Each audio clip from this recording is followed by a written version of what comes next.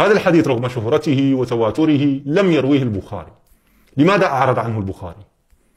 بل قد يكون البخاري رواه ولكن حذفوا الحديث منه، وهذا ليس ببعيد، مثل ما فعلوا بحديث سفينة النجاة. شاهدوا معي.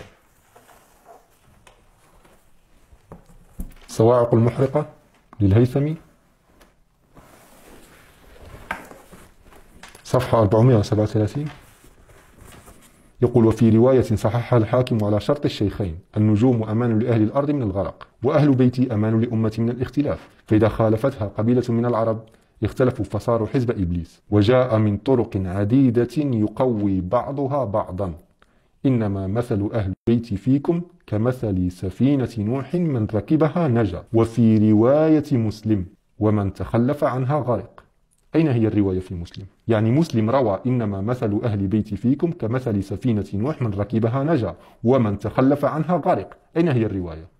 يقول الهيثمي بأن هذه الرواية رواها مسلم. ابحثوا عنها في مسلم، لا وجود لها أبدا، قاموا بحذفها.